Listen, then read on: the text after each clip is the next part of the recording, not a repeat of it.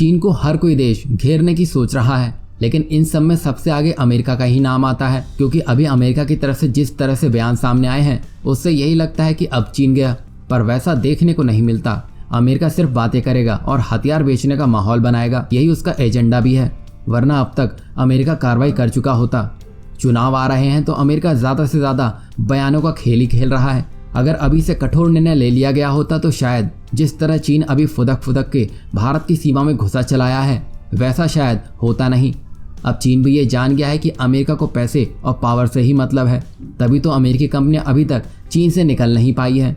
वहीं बात की जाए जापान, भारत और ब्रिटेन की, तो उन्होंने पूरा मन बना लिया है कि चीन का खेल अब खत्म करना ही है। तभी तो भारत ने चीनी बहिष्कार की मुहिम को लेकर इतना सख्त रुख अपनाया है कि चीन के साथ साथ पूरी दुनिया ही कांप गई है।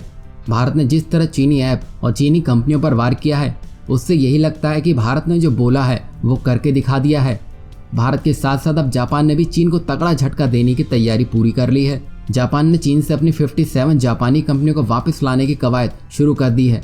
चीन से इन जापानी कंपनियों के निकलने से ड्रैगन को बड़ा झटका लगने की उम्मीद है।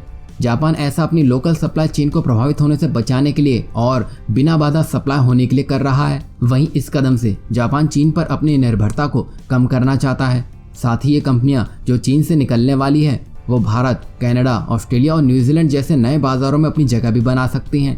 इस प्रकार चीन को होने वाली आर्थिक क्षति चीन की कमर तोड़ के रख देगी। वहीं दूसरी बड़ी खबर में ब्रिटेन ने भी चीन की हालत खराब कर दी है, जहां वो जापान के साथ मिलकर चीन पर डिजिटल वार करने जा रहा है। दरअसल ब्रिटेन की सरकार ने 5G वायरलेस नेटवर्क डेवलप करने के लिए जापान से मदद मांगी है।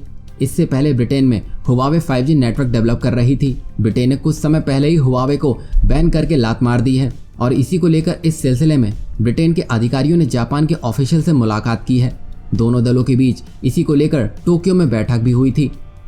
अब ये तो साफ हो गया है कि अमेरिका बस बोलता ही है, तो उसे बोलने दिया जाए। जिसकी जितनी क्षमता है वो उस क्षमता से चीन पर जोरदार वार करे, ताकि चीन फिर से उठ खड़ा ना हो सके।